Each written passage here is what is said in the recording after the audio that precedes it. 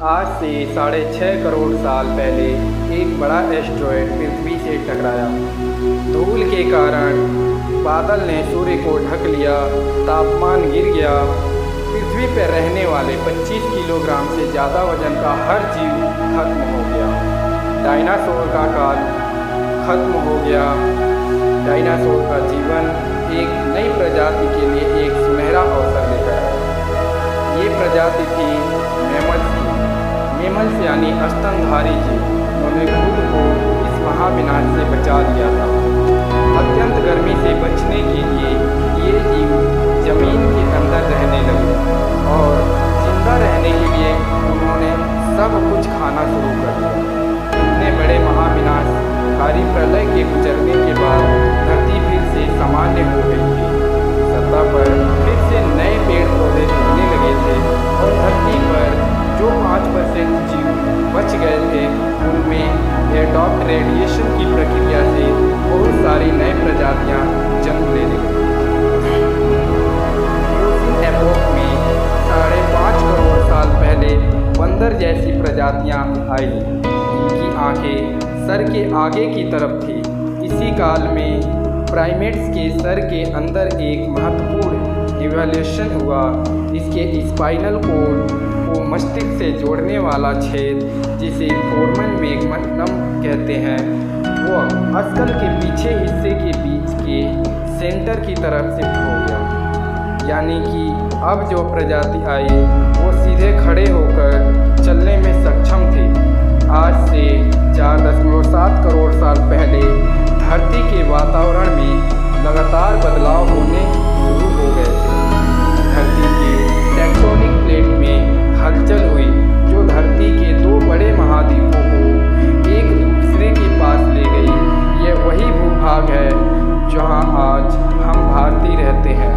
यह है इंडिया, जो एशिया महाद्वीप की ओर तेजी से बढ़ता जा रहा था। इन दोनों महाद्वीप की आपस में टकराने की वजह से हिमालय जैसी पर्वतमालाएं खड़ी होने लगी। ये वही पर्वतमाला है जिसे आज हम जानते हैं दुनिया की सबसे ऊंची चोटी माउंट एवरेस्ट के नाम से। ये पर्वतमालाएं इतनी ऊंची थी कि इसमें मौसम का पैटर्न बदलने लगा, जिससे पृथ्वी ठंडी होने लगी। इस पर्वत श्रृंखला से गिरने वाला बर्फ आगे चलकर कई नदियों का निर्माण करने लगा। ये वही नदियां हैं जिनसे आज हमारी आधी से ज़्यादा आबादी पीने का पानी मिलता है। अजीबोगरीब सी धूप में 3 साल पहले ग्लोबल कूलिंग में घास के मैदान बढ़ने लगा और जंगल घटने लगा। तब से जानवर विकसित हुए जो खुले में रहना पसंद करते थे और इन्हीं में एक दूसरे जानवर खाने वाले भी विकसित हुए। 1 करोड़ साल पहले पृथ्वी वो रूप लेने लगा था जिसको आज हम देख रहे हैं। धरती का वातावरण लगभग पूरी तरह से आज के समान बन चुका था और धरती के सारे महाद्वीप लगभग पूरी तरह से जाने पहचाने लगने रहे थे। लेकिन परिस्थितियां फिर बदलने लगी। 40 लाख साल पहले धरती की टेक्टोनिक प्लेट में एक बार फिर से हलचल हुई और अफ्रीका के पूर्वी इलाकों में एक नई पर्वत श्रृंखला का निर्माण हुआ। ये पर्वत श्रृंखला थी ईस्ट अफ्रीकन रिफी वैली। इस पर्वत श्रृंखला के उभर जाने से यहाँ की हरी भरी जंगलों में आने वाली मौसमी हवा का मानसून पूरी तरह से रुक गया था और इस वजह से इस जंगल में बारिश आना शुरू हो गई। इस जंगल में रहते थे द ग्रेट एप्स। यही है हमारे काफ़ी दूर के रिश्तेदार, हमारे ये पूर्वज कहलाते हैं। पेरुला पिथिकस या पेरुला हमारे परिवार की शुरुआत इसी ग्रेट एप से हुई थी। पेरुला पेड़ों पर रहते थे और फल खाते थे। उनका वजन अधिक होने के कारण यह एक डाल से दूसरे डाल पर नहीं जा सकते थे, इसलिए यह हमेशा झूलते रहते थे। कभी कभी ये अपने दोनों पैरों पर खड़े हो जाते थे, ये चल सकते थे। आम धारणा के उलट सीधे चलने की क्षमता जमीन पर नहीं बल्कि टहनियों पर विकसित हुई। दो पैरों पर चलना इंसानों की नहीं बल्कि एप्स की खोज थी। आगे चलकर ये एप्स जलवायु और जगह के अनुसार बदल गए। कुछ पेंगुइन और गोरिल्ला में विकसित हुए, कुछ इंसानों में विकसित होने शुरू हुए। वो पूरे अफ्रीका में फैले हुए थे। बारिश के बंद हो जाने से यहाँ के जंगल सूख गया और इसका सबसे ज़्यादा प्रभाव एप्स पर पड़ा। जंगल सूख जाने से एप्स को खाने की समस्या हो गई, इसलिए वो पेड़ों से उतरकर खाने की तलाश में जमीन पर अपने कदम रखने लगे। ये है एडिपिथिकस रेडिसन, जो धरती पर पहले चलने वाले एप्स, जो हमारे पूर्वज हैं, उन्होंने जमीन पर मानव इतिहास का पहला कदम रखा और आज इन्हीं के कारण हमने चांद पर अपना पहला कदम रखा। इसका दिमाग एक संतरे के आकार का था और इसकी लंबाई 4 फुट था। ये हमारे वंशज के सबसे पहले सीधे चलने वाले जीव थे। कई हजार सालों के विकास क्रम के बाद ये दो पैरों पर चलने लगे। इससे ऊर्जा कम खर्च होती और ये चलते चलते भी खा सकते थे। दो पैरों पर चलने से अब ये सीधे खड़े होकर दूर दूर तक नज़र रख सकते थे। समय के साथ साथ विकास की प्रक्रिया चलती रही और हमारे पूर्वज धीरे धीरे विकसित होने लगे। 23 लाख साल पहले हमारे पूर्वजों का दिमाग काफ़ी बड़ा हो गया था।